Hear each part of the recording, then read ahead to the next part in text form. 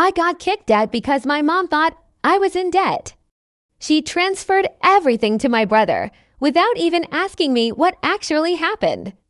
But she didn't know the truth behind that phone call she picked up earlier.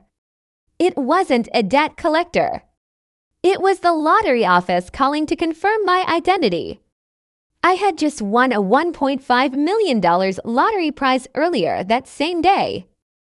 They called to verify tax details and explain the official claiming procedure process. I was in the shower when the phone started ringing on the kitchen counter. My mom answered it before I could get out and grab it myself. At first, her tone sounded completely normal, almost casual and polite, until the caller mentioned taxes, verification, and the size of the winnings involved.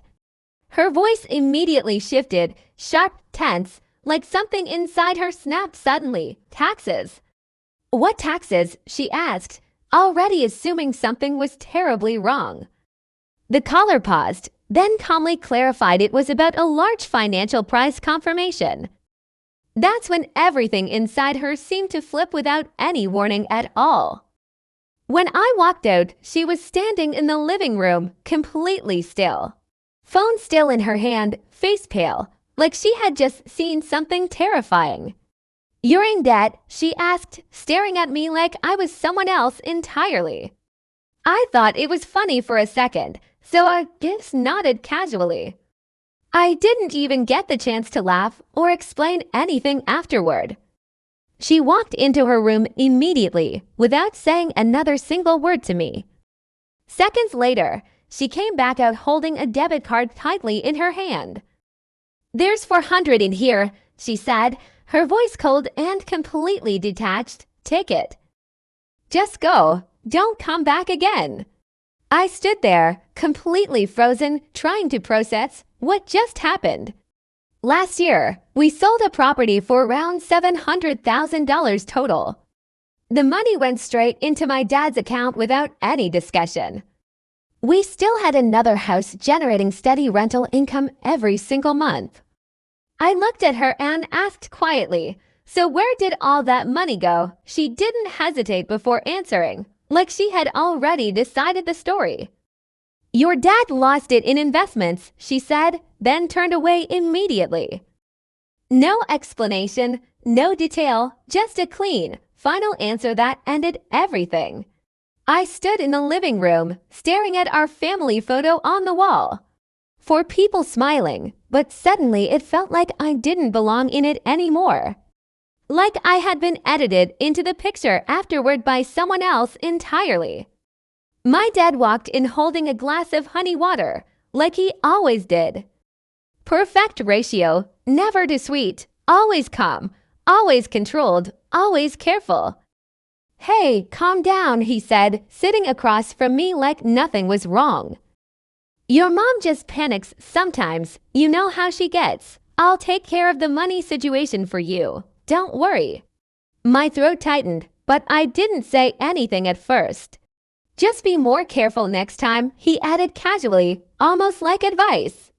"Don't get yourself into debt again." I opened my mouth to explain, but he kept going anyway.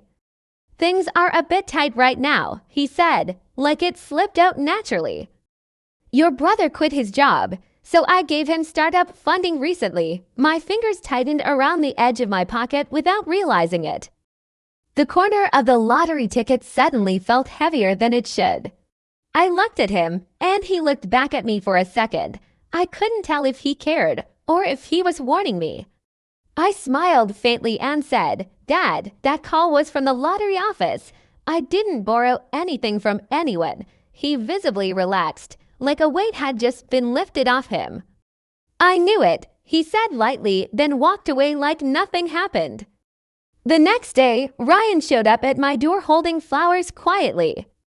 "This is my fault," he said, avoiding eye contact completely. "Can we talk? We had been fighting for 2 days already before this." "I just think your parents treat you unfairly," he added softly.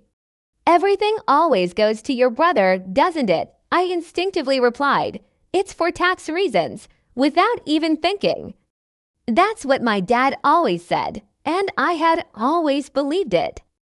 But this time, the words felt wrong the moment I said them. Ryan didn't respond, just looked at me like he wanted to say more. That silence irritated me more than anything else at that moment. I pushed him out along with the flowers and closed the door hard. I lay on my bed scrolling through my phone without thinking. Then I saw my brother's latest Instagram post pop up suddenly. 2 properties. Ownership documents.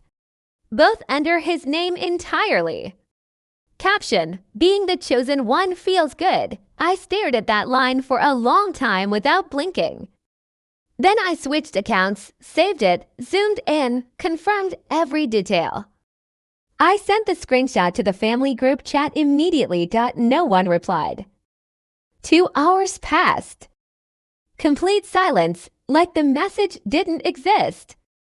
Then my dad shared a news link, and they started chatting normally. Like nothing had happened, like I had never sent anything at all. My message disappeared under their conversation without acknowledgement. That's when I finally understood something I had avoided for years. They saw it, they just chose to ignore it. I typed, "So we're just ignoring this," and sent it again. This time, complete silence. No reply.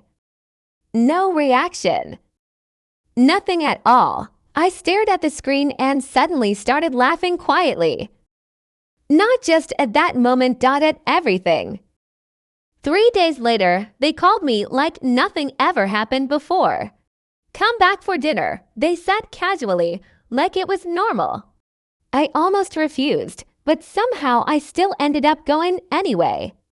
The restaurant was downtown, private room, everything carefully arranged. The table was full of food, and there was even a cake. "Belated birthday," my mom said with a gentle smile. My dad poured wine and spoke calmly, like a mediator. "There's nothing we can't get past as a family." My brother sat quietly, looking at his phone, not acknowledging me at all. For a moment, everything felt strangely normal again. Like maybe I had misunderstood everything somehow. Like maybe I had overreacted to something small. Then my dad slid a bank card across the table slowly. "2 million, he said. "This is yours." My hand paused midair, unsure if this was real or not. "What does this mean?" I asked carefully. "We didn't think things through before," he replied calmly. "You're our daughter too, after all." My mom nodded, smiling softly like nothing was wrong anymore. "Stop making things difficult," she added gently. I stared at the card, something inside me loosening slowly. For a moment, I almost believed them again completely. Maybe they just handled things badly, not intentionally hurt me. Maybe they still cared, just didn't know how to show it. I reached out and took the card from the table. They all smiled at the same time when I did. I was about to leave when I remembered I forgot my lipstick inside. I went back quietly, and the door wasn't fully closed. I heard their voices from inside, low but clear enough to understand. My mom spoke first, her tone tense and impatient. "Why hasn't she mentioned the lottery yet?" My brother sounded anxious immediately after. "Does she still not trust us?" he asked. "What are we supposed to do with the 2 million? My dad stayed silent for a moment before answering calmly. "Just wait," he said. "She'll say it eventually." I stood outside the door, completely still, not moving at all. No shock. No anger. Not even sadness anymore. Just a quiet, undeniable certainty settling inside me completely. Everything was real. I just refused to accept it before. The next day, I transferred all 2 million into my own account. Then I turned off my phone and didn't respond to anyone. On the 3rd day, my dad finally called me directly. His voice was low, almost cautious this time. "Do you still have funds available?" he asked carefully. "My cash flow is a bit tight right now." I leaned back in my chair and smiled slightly. How much do you need? 5 million, he said without hesitation at all. I stayed quiet for 2 seconds before answering. I don't have it, I said simply. He paused immediately. What about the 2 million? He asked sharply. I spent it, I replied without emotion. Silence. Then the call ended abruptly without another word. 10 minutes later, my brother called, furious and shouting. He called me selfish, cold, said I nearly made Dad collapse. I listened quietly until he finished everything he wanted to say. Then I spoke calmly. That 2 million wasn't yours anyway. It was bait, wasn't it? Silence. Complete silence on the other end suddenly. I smiled. Thanks, I said. It was worth it. Then I hung up. Later, they took me to court demanding I return the money. The courtroom was full. Even media showed up for the case. My dad looked devastated. My mom cried softly beside him. My brother sat coldly, waiting for the final judgment. The judge asked me directly, what was the money used for? I handed over the documents calmly. Insurance, I said. The entire room went silent instantly. What kind of insurance? The judge asked carefully. Their policies, I replied. Medical accident, long-term care. All of it, I paused, then added one more sentence. I'm the beneficiary. My dad's expression changed immediately, panic flashing across his face. She misled us, he shouted suddenly. I looked at him calmly and said, didn't you say the money was mine? The courtroom fell silent again, heavier this time than before. Then whispers started spreading quietly through the crowd. My brother's face turned pale as he finally understood everything. That wasn't bait. It was a lock. The day the case ended, I walked out of the courthouse alone. People were filming, asking questions, calling my name loudly. I didn't stop. I just kept walking forward without looking back. My phone buzzed once in my pocket. Dad, it was my mom. Are you really going to do this? She texted. I didn't reply. I just blocked her number completely. In that moment, something inside me finally felt lighter, not because I won, but because I no longer needed to prove they would love me.